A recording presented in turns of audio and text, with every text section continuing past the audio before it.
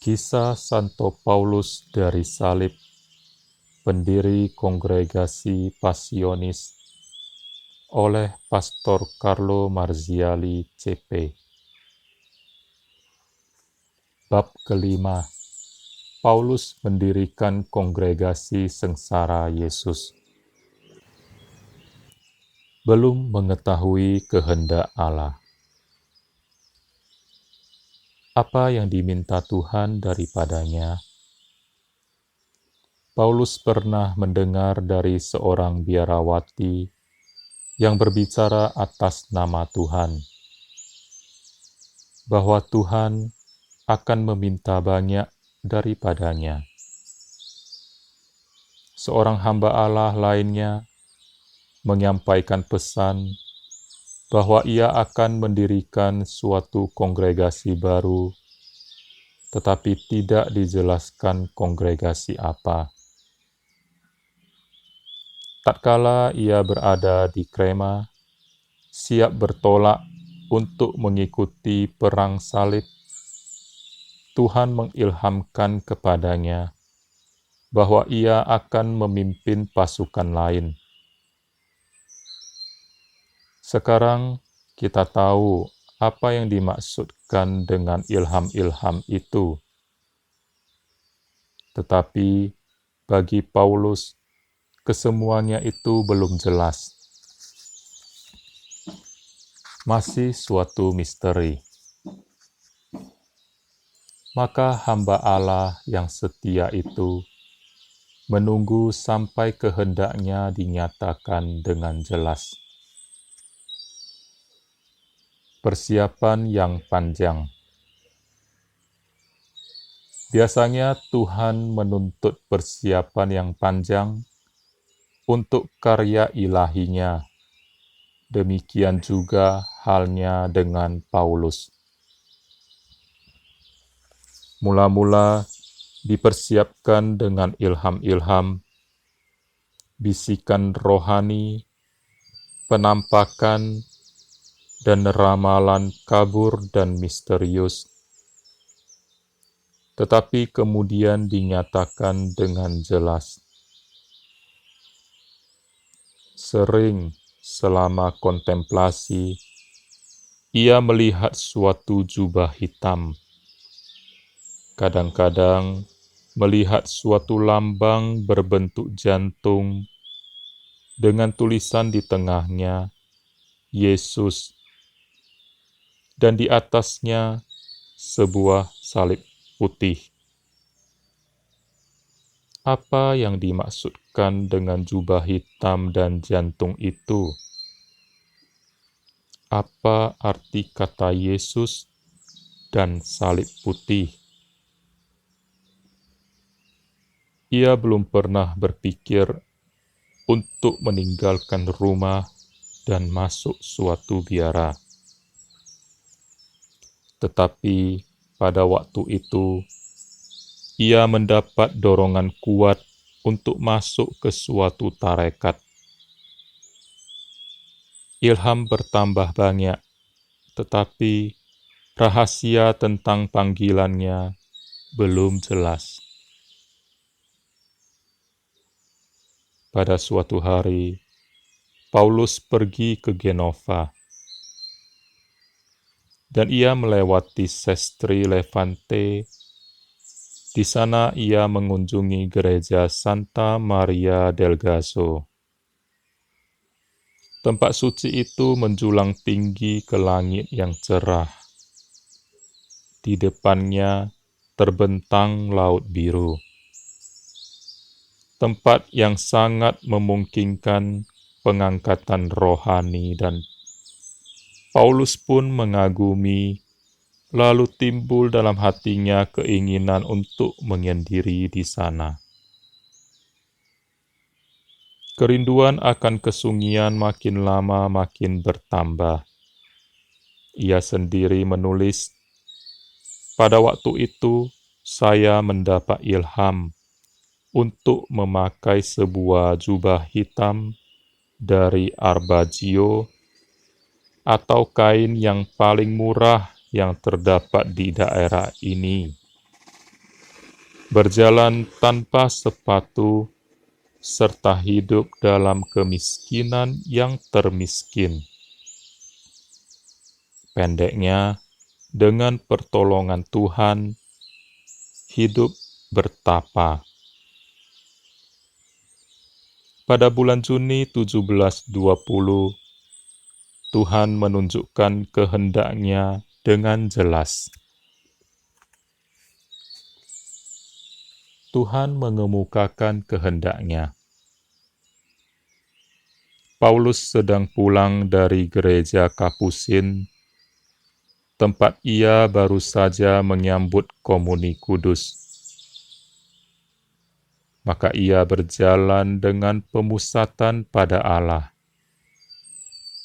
Sesampai di suatu jalan yang disebut Korasa, ia diangkat pada suatu pemusatan yang lebih tinggi.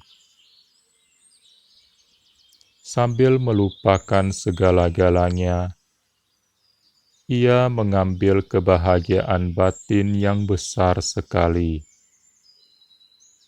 Ia sendiri menceritakan, "Pada saat ini, saya melihat diri saya secara batin, berpakaian hitam sampai kaki, dengan salib putih di dada, dan di bawah salib tertulis nama tersuci Yesus dengan huruf putih." Pada saat itu juga, saya mendengar perkataan-perkataan, "Inilah lambang, betapa harus murni dan suci hati orang yang akan membawa tertera nama tersuci Yesus." Dalam melihat dan mendengar itu, saya menangis. Dalam perjalanan pada hari yang lain, Paulus berpikir untuk memasuki suatu tarekat yang mengenakan pakaian seperti yang dilihat dalam penampakan tadi. Saat itu, Bunda Maria menyongsong dia.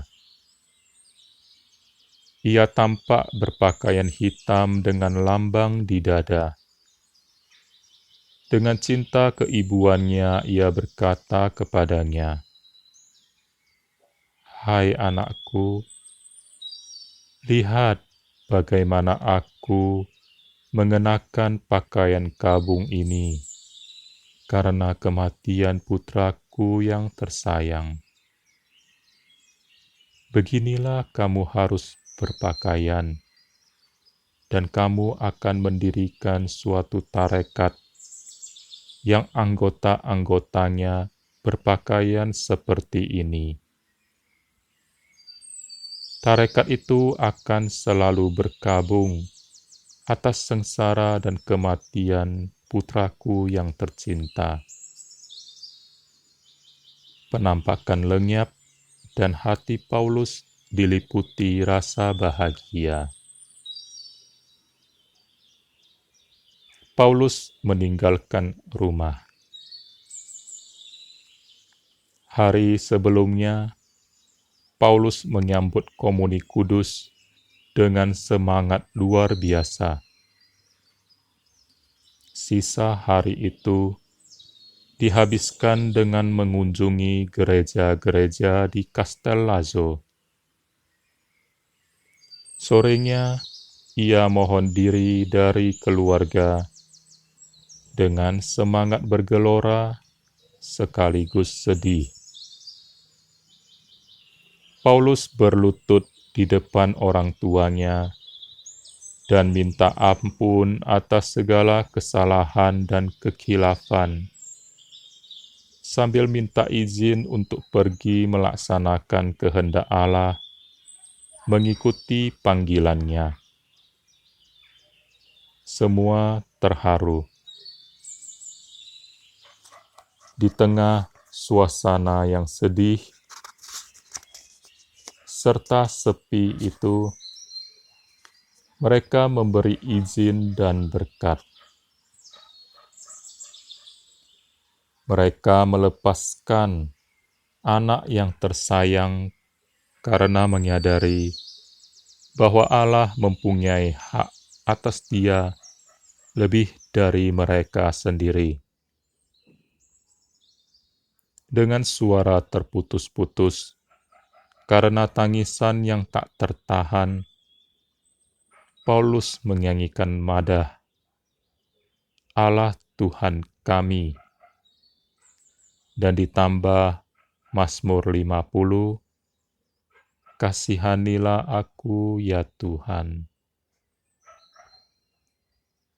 Pagi-pagi benar ia berangkat dengan hati remuk redam, dan dalam perjalanan ia senantiasa mengulangi, karena Engkau ya Tuhan, karena Engkau. Menerima jubah. Setibanya di Alexandria, ia langsung menghadap uskup. Jubah telah disiapkan menurut contoh yang ia lihat dalam penampakan.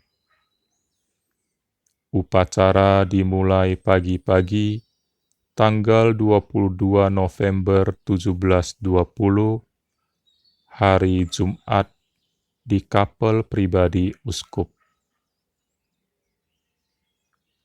Uskup Gattinara memakai pakaian resmi sebagai uskup, lalu naik ke altar.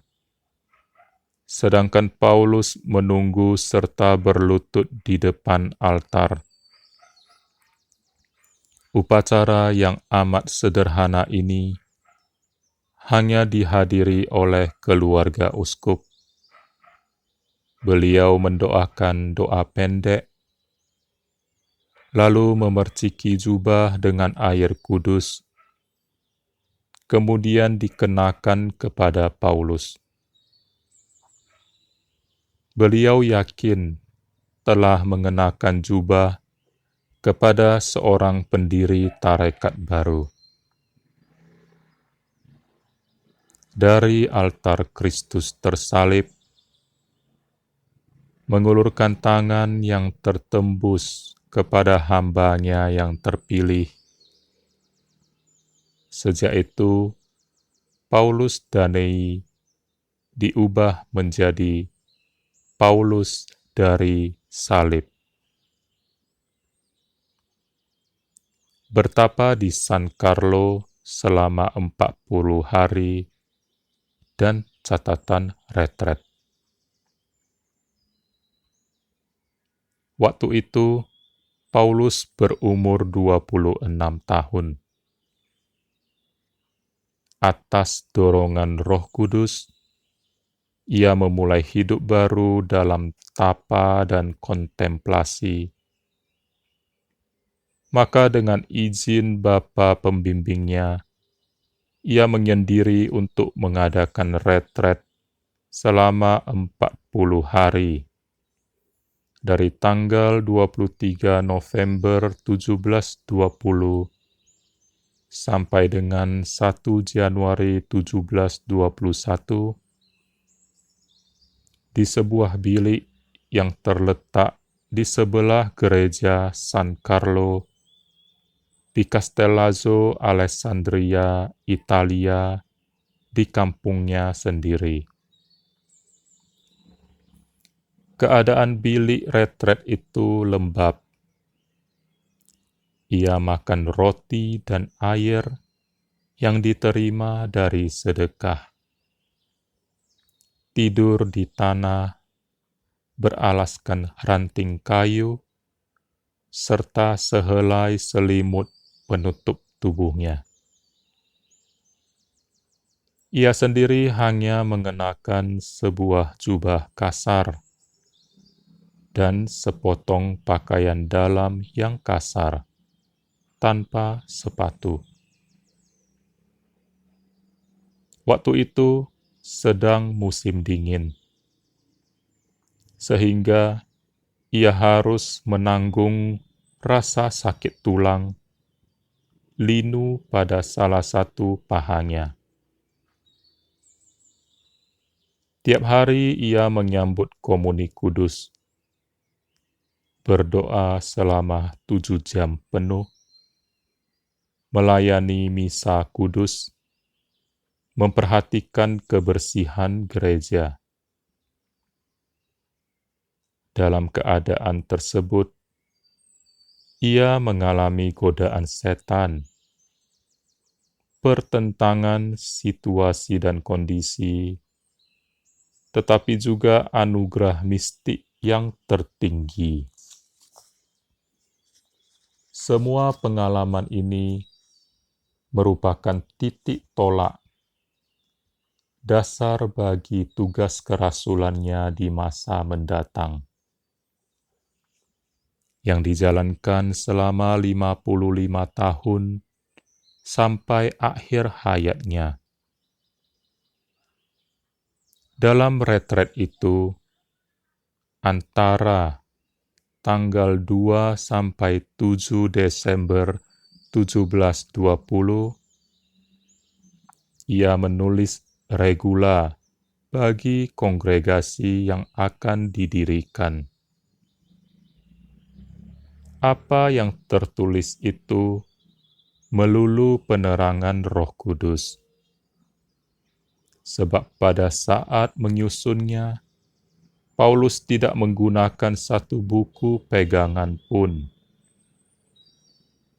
Maka uskup dengan sebulat hati memberi persetujuan terhadap peraturan hidup yang dibuatnya.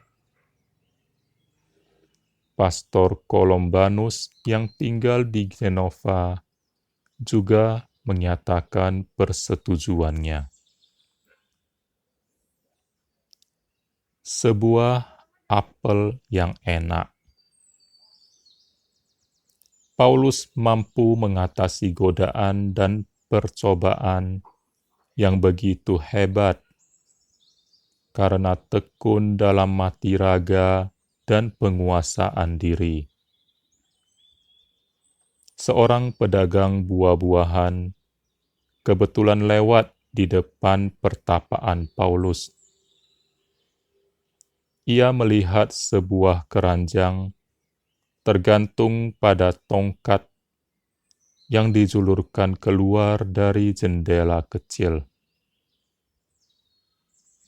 Pedagang yang baik hati itu mengambil sebuah apel yang bagus dan memasukkannya ke dalam keranjang tersebut. Pada tengah hari, Paulus menarik keranjangnya, dan di antara beberapa potong roti yang kering, ia menemukan sebuah apel yang segar. Sungguh sesuatu yang istimewa bagi pertapa. Tetapi ia mengambil kesempatan itu untuk bermati raga. Apel itu diikatnya dengan tali pada rusuk rumah. Sering-sering dipandang untuk menimbulkan selera, tetapi tidak dipegang. Hal ini diperbuatnya untuk beberapa hari. Akhirnya diberikan kepada orang yang semiskin dia. Memperlihatkan regula kepada uskup. Selama retret, Paulus menulis regula yang akan ditaati oleh dia dan semua anggota kongregasi baru. Setan tidak tinggal diam. Ia mulai menyerang agar saya tidak suka maupun tidak rela mengerjakan apa yang sudah diilhamkan dari atas. Akan tetapi, karena hal itu telah diperintahkan kepada saya, maka dengan rahmat-Nya saya memulai pekerjaan tersebut. Saya menulis begitu cepat, seolah-olah ada orang yang mendiktekan. Saya merasa kata-kata itu keluar dari hati. Setelah selesai retret, Paulus menyerahkan regula itu kepada Bapak Uskup. Beliau membaca dengan penuh kekaguman. Tetapi selaku pemimpin yang bijaksana, beliau menyuruh Paulus untuk pergi meminta pendapat kepada Pastor Columbanus. Pastor Columbanus berada di biara Ponte Decimo di Genova. Lebih dari seminggu berjalan kaki ke sana. Jalan jauh bersalju di tengah kawanan serigala. Baru selesai puasa 40 hari, badan masih lemah. Musim itu dingin sekali dan banyak salju menutup tanah. Paulus berangkat berjalan kaki tanpa sepatu, tanpa topi, tanpa bekal. Hanya memakai jubah yang kasar itu. Sebuah salib, satu-satunya kawan perjalanan. Karena kedinginan dan es di jalan, kakinya mulai terluka dan berdarah. Tetapi ia berjalan terus. Semangat ketaatan meneguhkan badan yang letih. Tatkala melintasi pegunungan, ia melihat kawanan serigala yang berkeliaran mencari makanan. Hari mulai malam, tapi ia tidak berhenti sampai pagi. Hanya karena letih dan lapar, ia duduk di balik batu besar, menghadap sinar matahari terbit. Kebetulan beberapa penjaga lewat di sana. Melihat orang yang berjubah hitam, lelah bersandar pada batu, setengah mengantuk, hampir mati kedinginan, mereka mulai mengolok-olok. Hah, macam si Pandir. Sesudah lewat beberapa meter, salah satu dari antara mereka merasa kasihan kepadanya. Kembali ke sana, dan sesudah minta maaf karena kelakuannya yang kurang ajar tadi, ia mengambil sepotong roti yang tergantung pada ikat pinggangnya dan berkata, "Kukira engkau lapar, ambillah ini dan makanlah. Maaf, aku tidak mempunyai apa-apa selain ini." Paulus menerima dengan rasa syukur, dimakannya dengan lahap, lalu meneruskan perjalanannya. Pada sore hari ia tiba di puncak pegunungan Apennina. Tanpa daya. Untunglah, ia melihat sebuah warung yang dekat. Ia pun datang ke sana, dan sambil berlutut, ia meminta sesuatu untuk dimakan. Kebetulan rombongan penjaga tadi juga sedang makan minum di warung itu. Mereka mengajak Paulus duduk di antara mereka, lalu membagikan makanan mereka bagi dia. Sesudah penghinaan di tengah jalan tadi, Paulus tidak menyangka akan diperlakukan dengan begitu ramah. Seumur hidup, ia tidak melupakan kejadian tersebut. Hari berikutnya, ia meneruskan perjalanan melalui beberapa kampung. Sering ia diejek sebagai orang gila atau fanatik. Mereka berkata satu sama lain, "Orang ini tentu mempunyai banyak dosa, sebab lihat penitensinya yang ditetapkan bapa pengakuannya." Mereka mendengar itu, Paulus berpikir dalam hati, mereka berkata benar.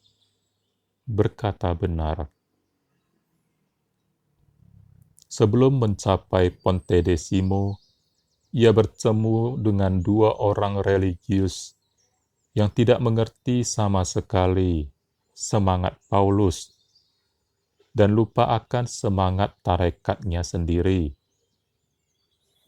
Mereka mengejek dengan kutipan kitab suci. Quare fremueren gentes et populi meditati sunt inanes. Mengapa orang-orang berpikir secara berlebihan dan berbuat kegila-gilaan? Mazmur 21. Dia diam dan menerima apa yang didengarnya demi Yesus tersalib. Di kemudian hari ia mengaku, bagaimanapun, ejekan dan hinaan itu sangat menyenangkan jiwaku. Di Pontedecimo ia menghadap Pastor Colombanus. Ketika pater yang baik itu melihat Paulus mengenakan pakaian pertapa, tidak bertopi dan tidak bersepatu pada musim sedingin itu, beserta naskah regula di tangannya, hatinya menjadi sangat terharu. Paulus menceritakan kepadanya segala pengalaman rohani di pertapaan Santo Carlo, upacara pengenaan jubah, sampai apa saja yang dialaminya dalam perjalanan. Pater Colombanus membaca dengan seksama regula itu, dan ia pun sependapat dengan Bapak Uskup. Paulus dipersilakan makan dan beristirahat secukupnya. Naskah regula dikembalikan. Paulus diberkati dan diizinkan kembali kepada Uskup Gattinara. Melalui jalan yang sama, dengan mengalami kesulitan yang sama pula, namun dengan semangat bertambah, ia kembali ke Alessandria. Di pertapaan Santo Stefanus. Untuk memuaskan keinginannya akan kesungian, Paulus minta izin kepada uskup untuk mendiami pertapaan Santo Trinitas. Tetapi sesudah 20 hari, ia pindah ke pertapaan Santo Stefanus dekat Castellazzo. Yohanes Baptista, adik Paulus, menyertainya, meniru teladannya, dan menyaingi kesuciannya. Sejak ini, ia menjadi kawan yang tak terpisahkan dari Paulus dan ikut serta mendirikan kongregasi Pasionis.